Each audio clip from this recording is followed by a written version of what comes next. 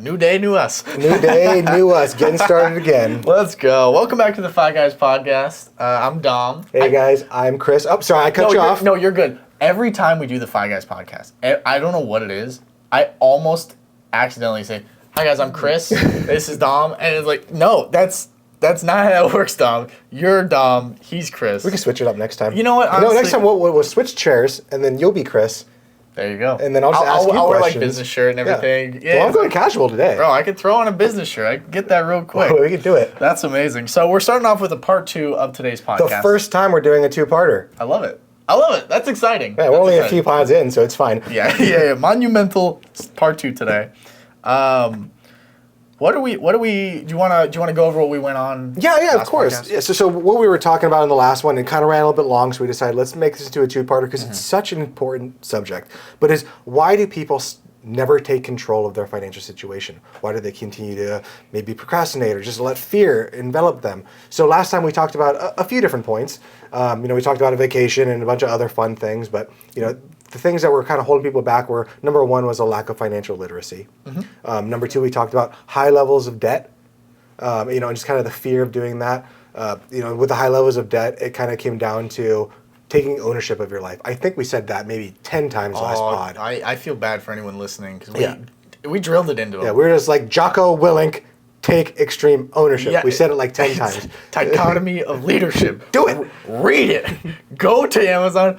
Buy it. It's great. Not sponsored, but great book. Great book. Anything by Jocko, great. Great. So we talked about high levels of debt and then not taking control of your life. We talked about the guilt behind the guilt for living beyond your means for too long. Yep. Lifestyle inflation.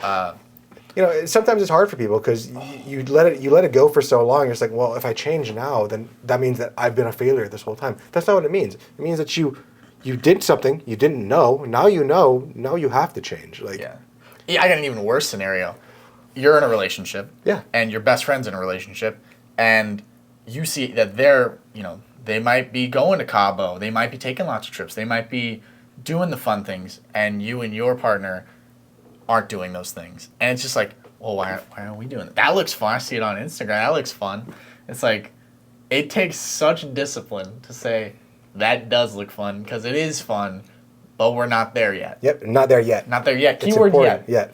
Yeah, but especially now with Instagram and stuff, people are curating their perfect lives and putting it out there for everyone to watch and be like, look, imagine me. I go on vacations quite often, but so I'm on vacations probably a month to a month and a half out of the year. That's fun. That's awesome.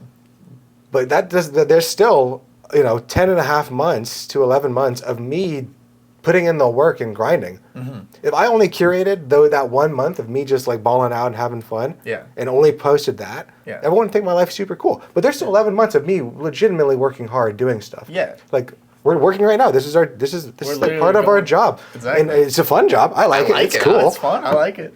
Yeah. But there are some other things. And then the last thing is emotions around spending. Yes. So, with that is like people get bored and they spend. They get sad and they spend. Impulse I don't know. buying. They're hungry and they spend. I don't know what it is. Yeah.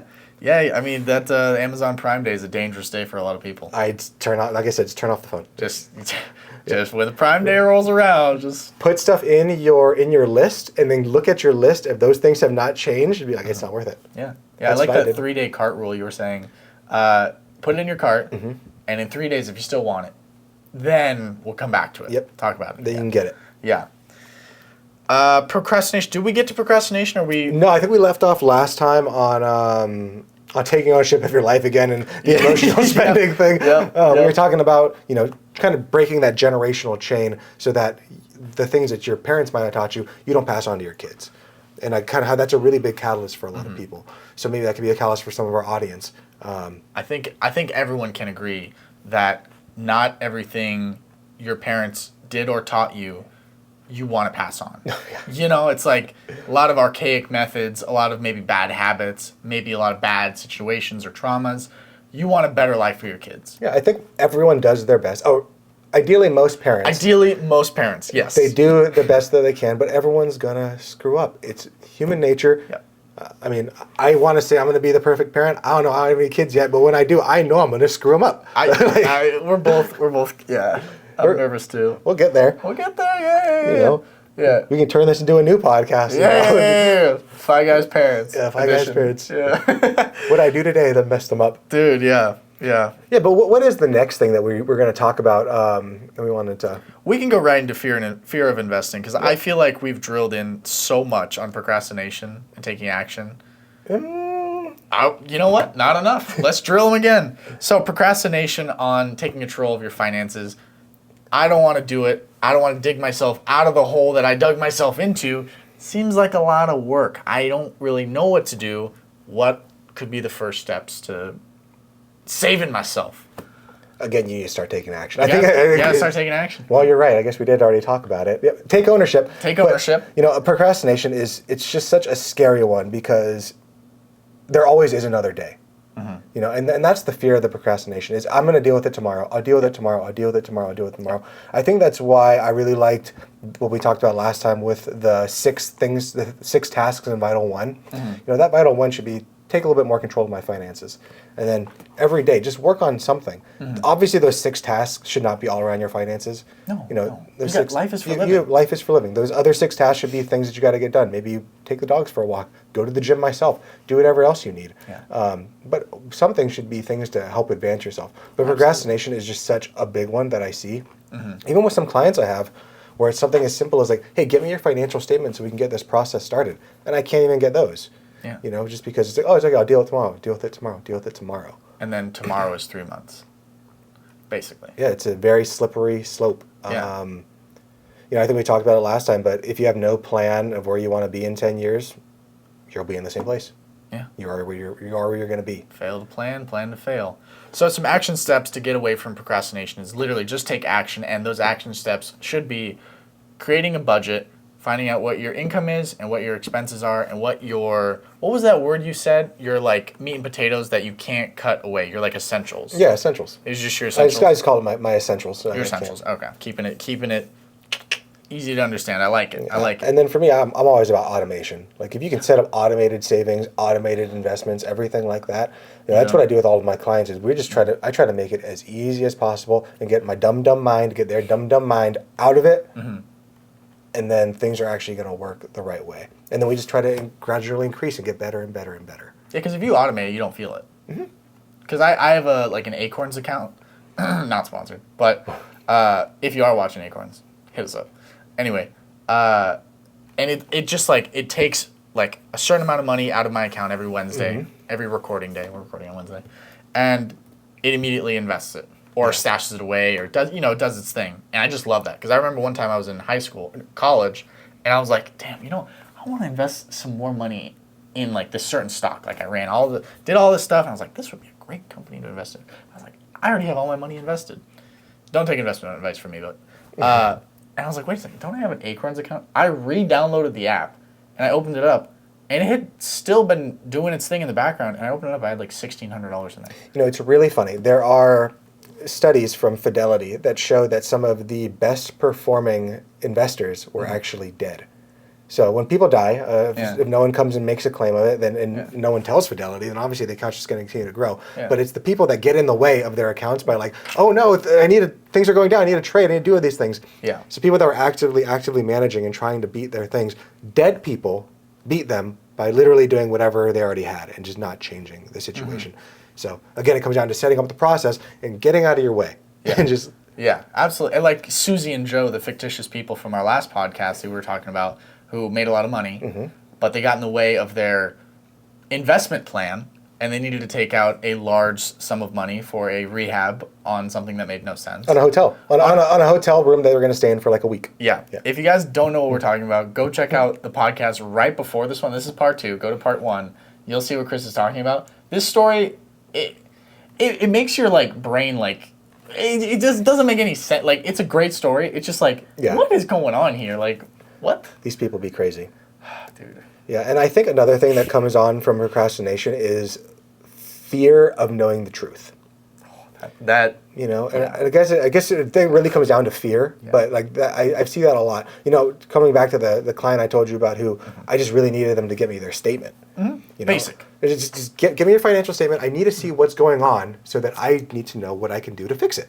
And they just wouldn't do it, and they wouldn't do it, and they wouldn't do it. And eventually I had a hard time to say, hey man, what's going on here? And then they finally told me, like, I haven't looked at my statement in 3 years, and I am afraid to see I know what it was, but I'm scared to know what it has become. This was, while things were changing with COVID, there was a lot going on, and they were afraid to look at it, Yeah. And then, luckily, things weren't as bad of a situation as they were. This guy had purchased individual stocks. He did not work with me beforehand, so he was doing stuff that he probably shouldn't have. Yeah. So I understand his fear and his trepidation, but We've all been there. Yeah. But again, we know there's a problem. Do we want to just the house is burning? Do we want to pretend that it's not burning, or do we want to do something about it? That's a fair point. Yeah. But it's also it's like that story of. Well, I don't need a story to explain it, but just run towards the problem and it'll get fixed faster, and then you don't have to deal with the problem again. I gotta tell the story. I can't. I love I'm your a story. I'm a story-driven Please, person. go for it. It's like the story of the buffalo and the cow. Okay. They both sense that the storm is coming. You can see the storm coming, right? The cow runs away, but the buffalo charges into the storm. Who gets out of the storm faster? The buffalo. Of course, because he's running through it, opposite directions. The cow, who's running away from the problem, the giant cloud of darkness, which is the thunders, and just ends up sticking with it and sticking with it and sticking with it. And the cow, the one who was cowardly, I don't know if there's a pun in there, cowardly, but ends up experiencing more pain because they ran away from it versus just facing it. And usually, like you said, it's usually not as bad as you think it is. In here, it's usually much worse than it is. Oh yeah, well, we make it a lot scarier in our minds than it's going to be. But yeah, I mean, I think back to I think it was Jocko that said it. It was yeah. We need to get him on a podcast. That'd be great. If I could meet him, that'd be cool. Dude, but, yeah. But it would be hard choice, easy life, easy choice, hard life. Yeah, dude. Sometimes it's fighting through the discomfort that's going to bring it the next thing. Fighting for fight, trying to better yourself. It's not easy. There are some days that sucks. But in the long run, it's so much better than choosing the easy life. It would have been so much easier for me probably to go around and just spend all my money, keep on doing what I'm doing, and then maybe when I was 60 or 70 years old, be like, oh, I shouldn't have done that. And unfortunately, there's a lot of people in that situation right now. Especially, and that's the reason that we do this podcast for the generation kind of in our age group is because, people who are retired now, they were lucky enough, they're going to have Social Security. Many of them have pensions. Our generation, good luck getting a pension, bro. Yeah. Unless you work for the government. Even the government's getting rid of a bunch of them. Even Raytheon, one of the biggest government contractors, they just kaputzed it. So that's gone. It's really hard. I have a client who works for a nuclear power plant in Washington who can't even get it. Can't even get a pension. That's wild. Those are gone. So again, taking ownership of your life and saying someone else should be responsible for this. Our generation is probably going to be the generation, the first one that's not going to have it. Yeah. I do think we will have Social Security when you and I retire, but I think it's going to be dramatically cut. Yeah. And then the pensions are going to be gone, so it's really on us to save ourselves. Yeah. And going back to that point, it's like you have to take extreme ownership of everything that's in your domain. You got to plan for the future. You got to just educate yourself and take action. It's not as scary as it sounds, but it can be scary if you don't do anything. Yep. Yeah, you don't want to be up creek without a paddle. Yeah, sometimes, if you're afraid of the dark, just turn on the light and just start looking. Yeah. But just keeping it dark and just being afraid of it because you don't know what might be there, it's probably a lot less scary than what your mind is making up. 100%. It's always worse in the mind. So, anything else you want to talk about on fear of investing? You want to hop over to the next point? Yeah, I mean, a lot of it just comes down to, again, educate yourself. Fear and lack of understanding is really the thing that's preventing you from growth. So just be there. Get out of your own way. Yeah. Again, if it's the fear of the investing, because I understand that. I understand that fear of investing because a lot of people do equate investing to gambling. Because unfortunately, a lot of ways of investing are gambling. Yeah. If you're trying to buy options, if you're just purchasing whatever cryptocurrency or whatever Uncle Tom or the lady at the supermarket told you to do, that's straight up gambling. Yeah. So if that's the case, seek counsel, seek someone else that can help you. The budgeting and stuff, that's something that an advisor can help you out with. The investing portion, that's something that I can help you out with. That's something that a myriad of other advisors, just please make sure you find someone that is fee only. Ask them if they're a fiduciary, make sure how they're paid. We've talked about that, at length. And a fiduciary is someone who works in the best interest of the client, not I'm trying to sell you this product, I'm trying to sell you this stock or anything like that. Yep. Gotcha. Can't sell products for commission typically. But you don't have to do it all on your own, but you do have to reach out to someone and ask for help. And, there's nothing wrong with asking for help. If just watching this podcast or listening to it is a form of help. Helping yourself. You got to help yourself. Yep. I'm trying to pull back personally from mentioning extreme ownership anymore. So I'm like, you almost have to take extreme ownership into personal finance and stuff like that. If I say extreme ownership one more time, I swear, my eyes are going to roll back. But getting on to the next point of our two-part podcast, peer pressure and social norms. Those have only gotten worse with the advent of Instagram, Facebook. It used to be just like the neighbor got a new car, we should get a new car. And I would probably put norms in quotation marks. Yeah. Everybody's normal is different. Well, because the social norms on social media they're not normal. They're their curated version of someone's life. Very curated. Yeah, very curated indeed. But yeah, I think the pressure to keep up with others' spending habits really puts a damper on. Is really challenging for a lot of people, especially younger people, because when you are younger, you really try to fit in with a crowd. So if the whole crowd is all buying a bunch of stuff that you don't think is important or not valuable to you, but you just want to fit in because you feel safe there, you're going to go and do it. And then you're just going to keep on falling into this situation. If everyone's going on trips that you don't care about, but you're just doing it just because, I understand it. Yeah. You almost have to focus on your own financial goals, prioritize, long-term, financial security over short-term social credit, you know? I always like this one. Like, why hurt yourself to financially impress people that you don't care about? With things you don't like. Yeah. There's a book called The Psychology of Money by Morgan Housel. Okay. It's a good book. I would definitely recommend reading it. But he talks a lot about when he was a young man, he worked at like a really, really ritzy hotel. And in the hotel, some people would drive up in like Bugattis, Lamborghinis, and the nicest cars in the world. Most expensive, yeah. So when you would see someone, and think about it from yourself, and audience, think about it from your own perspective. When you see someone driving around a really, really nice car, what you think is, and this is, you have to really think about it, you don't think, wow, that guy is so cool for having, or that guy or gal is so cool for having that car. You automatically think, wouldn't I be cool if I had that car? Yeah. You dream about yourself having it. Yeah. But you don't care about that other guy who has the car. No. You're not thinking like, that guy's super cool. No. I want to be that guy. I mean, obviously you want his things. Yeah. But you don't want to be that person. So why continue to try to impress people for things that don't matter to you? That's so true. You almost stay in your own financial lane. Have a plan. Like it's as simple as this: get the knowledge, drop a plan, execute the plan. Simple as that. Like we make it more complicated than it really has to be. Yeah, it's challenging. That's his life. It's difficult to figure out. But yeah, you just gotta stick into your own lane and play the game that you're playing. You don't need to play other people's games. No, because they might be playing by different rules with different pieces. We might be on the same board, but you might have more houses on the Monopoly board. You might have that get out of jail free card. You might have that XYZ that I don't have. Yeah. And that's okay. We're just like you said. You got to play the hand you're dealt. Yep. And then play that hand, and then you'll be dealt another hand. Just keep on playing, but you can't be playing someone else's game. No. So one of the problems of goal setting is not having a clear objective, and especially from a financial standpoint, if you don't have the end in mind, you're just aimlessly going along. Yeah. Like you said before, if you don't, what was that quote you said? If you don't plan. I think it's what was that? If you don't have a plan for your next 10 years, then you are where you're going to be. Exactly. And if you don't like where you already are.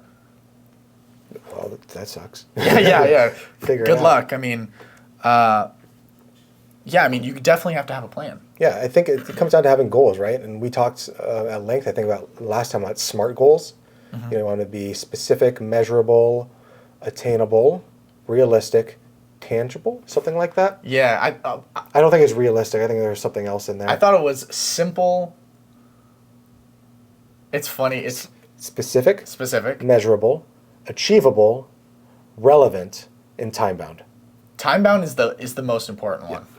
Yeah, not the most important, but it's very important. Mm-hmm. You know, it's like I want to eat an apple. It's like, Yeah. when do you want to eat an Yeah, apple? when? I In think an hour, in a lifetime? Like, think about mine. Mine was be financially independent by the time I was 40. Mm-hmm. That was mine. It was time bound. It was specific. It was attainable. It was measurable. It was everything. yeah, And that was mine. That doesn't have to be yours. That doesn't have to be any of no, our audiences. It can be whatever you want. we're all playing the same game, just a little bit differently. Mm-hmm. You know, and I love that. I love that. It's such a fun game. Life doesn't have to be bad, miserable. It doesn't. You have to be caught up in the news. You know, life can be fun. Make life fun. Make it a game. You know, see what we can build ourselves into. Yeah, see if I can get that dream physique. See if I can get that dream car. See if I can be financially free, or I can educate everyone, or start a podcast, or start a business. You know. Yeah. It's about the things that you choose to surround yourself with and what you want to listen to, what you want to bring into your life. And, it's honestly, it comes down to like a conscious choice sometimes. You're not going to say life is going to get you down because like life even gets me down. Like I'll struggle sometimes, but you just got to, unfortunately, pull yourself up sometimes and just keep on pushing through. Yeah. Yeah. And then not compare yourself to other people. No, you really can't compare yourself to people because, again, they're playing with different cards. You know, I can't expect to get, if we're playing blackjack and you get blackjack, you get 21, and I'm sitting on like 2 sevens. Like, damn, I wish I got blackjack. It's like, dumb. Either split the pair or take a hit. It's like, come on, we got to do something. We can't just hold up our life. We got to make a decision. You got to play the game. Got to play the game. You know, if you're gonna play the game, might as well have a smile on your face and give it your all. Yeah, I think that's really, really important. Not having clear goals. They're just going to kind of just be aimlessly doing things, and especially if someone has like no goal. Like, what if like you have no goal for retirement? You're just kind of like, I'll figure it out when I get there. Yeah. Then you have no plan at all. By the time you get there, you have nothing, and now you're going to be in that situation where we talked about with most young people. There's probably not going to be much Social Security. You're going to be in a real bad situation. Yeah. You're going to have to hope on what we talked about this at the last time. If you don't have a plan, then your kids are your plan, and that is completely irresponsible. Yeah. You have to you have to take extreme ownership of your world. He did it. I did it. He did it. I did it again. Because no one's coming to save you. No one is. And I think we can always remember that sometimes when you set a huge milestone, like becoming financially independent by the time you're 40, or just becoming financially independent in general. In general is huge. Most people will never get that. No, they won't. And it's a huge task to try to figure out. But you can break that into smaller tasks. Mm-hmm. It doesn't need to be that. And you should celebrate as you achieve little milestones. Maybe for you, Dominic, or for me, saying like, oh, financial independence, that's my goal. Mm-hmm. But for you, saying like, I just want to be debt free. Yeah. That's the goal. Or I just don't want to be getting called by the bill collector. Yeah. That could be the goal. Mm-hmm. And then once you knock that out, perfect. Have a celebration. Go to dinner. Do whatever you want. Mm-hmm. Obviously, don't push yourself into debt. Don't go back. Yeah. Don't repeat it. Yeah, don't repeat it. But celebrate that win, and then let's start focus on the next one. And then we have little wins along the way. One thing that I absolutely love, this one's from David Goggins. He talks about the cookie jar. Mm-hmm. And this is going to be a little bit of a remix on it. So his cookie jar is basically like anytime he was bullied a lot. Yeah, I know. Yeah. So for those that don't know, he's David Goggins, motivational speaker, Navy SEAL, ultra marathon athlete. I feel like we both get drawn a lot to like the Navy SEAL, like military type people. I'm telling you. I just need someone to like yell at me every so often. Yeah, exactly. I'm like, man, I wouldn't mind going through buds maybe once. Just try it out. See what I'm made of. Yeah. But day one, just quit. Day one, give me some boats and logs. Like, let's go run on the berm and whatnot. But he talks about the cookie jar, and he talks about like anytime someone like gave him hate or he accomplished something big, he put it in his mind in the cookie jar. So when times get tough, we forget how strong we really are. And like you said, like getting the billing collectors off my back, getting out of debt. Those are huge achievements that oh man, I don't think I can be financially independent. Well, guess what? You got the billing collectors off you. Mm-hmm. You got out of debt. You did this. You did that. Well, you know what? I think I can. You know, I forgot how awesome I am. Yeah. I can do it. You know, you just gotta remind yourself of how awesome you are, and take the little wins for what they are, and use that momentum to build and build and build till you become FI. Yeah. You know? Maybe even sometimes, even moving away from financial independence, just doing hard things in life. Yeah. You know, last time you told me that you recently got a personal trainer. I'm sure that wasn't easy. No. Like, it's not easy to go out and go into the gym. I mean, shoot, most people will never even go into the gym because they are so afraid of doing that. Yeah. You know, but then you go inside there and then you realize I'm the kind of person that could walk into a gym, you know, and I can go in there and do it. I remember the first time I got into a new gym recently, a fancy gym, type of gym where it's like, Is it over here? Is it over there? it's the one. I'm not trying to. It's over there. Over there? Yeah, it's the, over there. The multi-style room? Yes, Okay, yes, yes. okay. And it's like the type of gym where you roll up and you see G-Wagons in there. You see Ferrari, you see Audi R8, you see nice cars, Teslas and whatnot, and you walk in and it smells like lavender. You're like, God, do I belong? You know, and you're taking a tour and you feel a little bit self-conscious. And it was really interesting. Like, the first time my family member and I, we took a tour of there, we had a lady tour guide, and obviously men's, women's side, right? So they went their side, and she's like, meet you on the other side. So I walked through the locker room. I've never been really a locker room guy, right? And I felt You felt the gymidation? Intimidation, yeah. I'm like, man, Planet Fitness is looking good right now. And where's the alert alarm, you know? And I was walking through there like a sheep, you know? Just like, I don't want to look at anyone. Like, even like, there's a whole room for like cold plunge, sauna, steam, all that. So that's where you cold plunge is there. They have a cold plunge? They have a cold plunge there, yeah. Okay, yeah, okay, that's cool. It's, and I didn't even like I locked eyes with someone through the window in there, and I just like looked away, you know? Because I was like, I don't want to look at them, you know?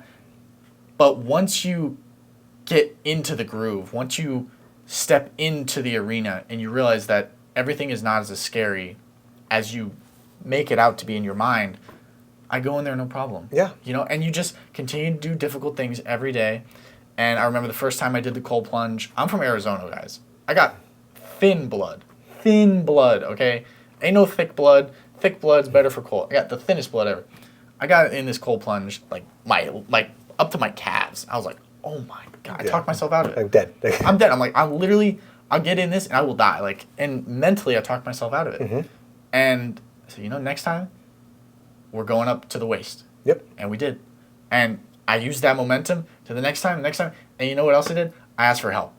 There's a guy in there. I said, what's the secret? He's like, just breathe. And there's nothing wrong with asking for help. And now it's like I get in like all the way up to like the shoulders. It is cold. Like it's so cold. Cold plunges suck. They are not great. They're not fun. How many minutes you up to now? My record is 12 minutes. 12 minutes? Yeah. How cold is it? They don't have a temperature gauge on it, but it's chilly. But I've done 36 at 3, 36 really? minutes at 3 minutes, and that you're just there. You're just focusing on your breath, and for me, it's like trying to focus on the pain. For people that can't watch, I have many tattoos. I have quite a few tattoos. Yes. And a lot of people, they say like, oh, when you ever get a tattoo, just go take a lot of like Advil or not ibuprofen, or maybe get drunk or whatever. But I always say like, this is a once in a lifetime type thing. Like I'm never gonna get tattooed right here again or in here again. No. So. Those are nice tattoos. Thank you. But like whenever I'm there, like I am 100% present with the pain of every single like needle going in. Like, yeah. Because again, like this is a one in a lifetime thing, and now I know I'm the kind of guy that can get a tattoo like on his sternum, like, and I can do it. And like, does it suck? Yeah, but I can do it. Yeah. And I know that, and I can tell myself that. Like, you think this is hard? Remember that time that you had to go spread eagle, and some guy like went hard black on your chest? Yeah, exactly. No, 100%. And you got to build those moments in your mind that Alex Hormozy says this really quote. He's like, you don't get confidence from shouting affirmations in the mirror. You gain confidence from accomplishing small wins. Yep. And it was interesting. The last time I went into the cold plunge, I went from 20 minutes in the sauna to the cold plunge, and I was like 4 minutes, right? I got out, hot tub. And that inner demon, that inner dialogue in myself, I'm just sitting in the hot tub enjoying. I got like a book on tape on my headphones and stuff. And I'm like, damn, I don't want to. I'm so comfortable right now. I do not want to get back in this cold plunge. And I wasn't planning on it at all. And it was just like, I know I have to get back in this cold plunge. Like, it's going to eat at me. Like, even if I left the sauna and the hot tub, I'm like, bro, you didn't go back. You went into the cold plunge, but did you do it again? You know, you got to continuously put yourself in the fire of life and improve. And it was funny because this was like, normally it's like pretty busy, right? This is the only time there was no one in there. And I got back in the cold plunge, and this quote kept ringing in my head from David Goggins. He goes, a lot of dreams die in cold water. Because like in Navy SEALs, they train in cold water for like a week straight, no sleep. And it was like, I'm not going to let my dreams die. I'm not going to let them die in this cold water ever. And just like, I got out of the cold plunge, and I was like, that's a big victory. That's a big win. And when you carry it with you, not just the day, not just the week, you might carry it with you the whole life. Yeah. You know? And I try to get my victories out in the morning. You know, when I was working a normal job, 9 to 5 type stuff. 9 to 5. Yeah. I wake up at 4 a.m. every day, and I would work out like super hard. I would usually try to do like a CrossFit style workout. Yeah. You know, you ever heard of Murph? Yeah, Michael Murphy. Michael Murphy. Yeah, there's a Murph workout with you have a 20-pound vest, mile burpees, 100 burpees, 100 pull-ups, 100 air squats. Yeah. So I made a new one because I didn't have the time to do that because it's a long workout. It's a long, I call it the Smurf. It's the small Murph. Okay. So, yeah, I have a weight vest too, but it hurts my knees to run in a weight vest for too long. It's if you're not used to it, it's a lot of it's a lot of pressure. So I would do basically a half one of those every morning for a long time. But by the time I would get to work at like 6 a.m. or like when I would leave for work and everyone's like rolling in, I'm like, I've already accomplished what you guys what you guys would probably do in your day. Yeah. Like, if that by the before the sun even came up. Yeah. So that was always my big way of like getting the wins in sooner rather than later. But you know, all of this kind of comes back to, I know we've gotten very far off, but it's all coming back. Tie it in. Coming back right now. Tie it in. Let's see it. So it all comes back to FI because in FI there isn't those defined goals. It's not like getting inside of an ice plunge for 3 minutes and saying I did it. FI is a much longer journey. But it's by getting these other wins and showing that you are the kind of person that can stick through things while it gets tough that's going to lead you to financial independence. Absolutely. You know, there's no need to rush what you want to last for a lifetime. No. Because even when you get there, even when you get to FI, again, I've said it last time, I said it multiple times, nothing changes. No. If you bring those demons with you, and the moment you get there, those demons are still going to be there. Yeah. You got to enjoy the journey. Enjoy the journey, train your mind, you know. Do some cold plunges. Go to jiu-jitsu. I don't know. Yeah. You know, I mean, I'm a jiu-jitsu guy. I love going to jiu-jitsu. And I remember one time my professor asked me, like, what do you think the hardest belt to get is? And I was like, well, probably black. Black, I would think, yeah. Black's probably hardest. I mean, I've gotten mine, and I just kind of show up and you do it. He says, no, the hardest one is the white belt. Just think, because white belt means you have to walk in off of the street. You have to see a jiu-jitsu gym. You have to say, I want to walk inside there and get my ass kicked. Yeah. But I have to walk in there. I have to have the confidence to walk into a place I don't know anything about. I know nothing about the culture. I don't know how to fight. Most Americans have no idea how to fight. Nobody knows. Yeah, no one knows how to fight. I have to go inside there, and I have to be comfortable with being extremely uncomfortable. Not just like cold plunging. Like, there is legitimately another human being whose entire goal is to either kill you or break one of your body parts. Yeah. And you have to be okay with walking in there, not knowing anything, and saying, like, let's do this. There might be something wrong with me. I'm like, damn, that sounds kind of fun. We can go. I'll take you down there. I'm not saying no. Yeah. I'm not saying no. It sounds kind of fun. I'd be happy to go with you. Yeah. I would love that. I'll be your buddy. You're like, next week I come in a black guy, like a sling. I'm like, what happened? Like, Chris beat me up, man. I told him. I told him what was going to happen. I told him what was going to happen. Manifested. Freaking happened. The people's elbow. Yeah. Oh, I love that. Well, I think that was a solid one to wrap up on, but I do think we should summarize everything we talked about because we talked about a lot of stuff. Yeah. So I'll start about the top real quick, and then we'll kind of do a little outro. So number one, we talked, the big thing again was what's stopping people from taking control of their financial situations. Number one was lack of financial literacy. You know, we talked about, again, you got to start. You got to start somewhere. Get an audiobook. You're listening to us. You're at a really good start. You're already making a step. steps. Yeah. Good job. High levels of debt, and then just kind of the fear around that. That we talked about, guilt of living beyond your means, kind of succumbing to lifestyle inflation for too long, emotional spending. We talk about procrastination, and the fear around procrastination and looking at things, fear of investing, peer pressure and social norms, which is a really biggie, especially for our generation. 100%. And then not having clearly defined goals. And to bring it all around again, extreme ownership. It all comes down to that. I think the irony of that is like Jocko does jujitsu too. Yeah. He's big into that. Yeah, dude, Jocko's a beast and a half. Dude, he's like a gorilla. Yeah, he's huge. He is a scary human being. Yeah, he's a big guy. Yeah. But just always remember that overcoming the obstacles and achieving financial independence. Overcoming obstacles in general. It's not going to always be a quick process. It takes time. It takes effort. Sometimes you have to be patient with yourself, and stay committed. Stay committed to all of your goals. Stay committed to your health goals. Stay committed to your family goals. Stay committed to your financial goals. And just seek support from family, friends, professionals. Yeah. Ideally, maybe someday, we can make this into a community of people that we can celebrate each other's wins. Yeah. Be out there to talk about like, hey, I did this, and everyone be like, this is amazing. I love that. So stay motivated, stay accountable to other people. I always find that's a big thing. If I tell you like, hey, Dom, I'm going to work out 10 times this week, I'm probably going to do it because if you ask me, hey, Chris, you work at your 10 times, I'm going to be like, social pressure. Either I'm going to lie and say yes, or I'm, which is going to make you feel worse. Which is going to make me feel bad. Yeah. Unless you're crazy who doesn't care about that. Yeah. You probably should. You probably should. Just taking control of your finances, it's a journey. 100%. It really is a journey. But one that can lead to, financial freedom and a happier honestly life. The best life. The best life. Imagine not having to go to work when you hate your job. Everybody hates it. Most people hate their jobs. When you get to FI and you get to choose what your job is, that's when you get to love your job. That's peace. That's peace. I love it. I think that was a great podcast. That was fun. I loved it. For sure, man. I think that'll be it for us on today's Fi Guys podcast. Thanks for stopping by. All right, guys. Please like, subscribe. We're on so many different platforms now. We're continue on. Yep. So we love you. Take action on something. Yep. Later. Later, guys.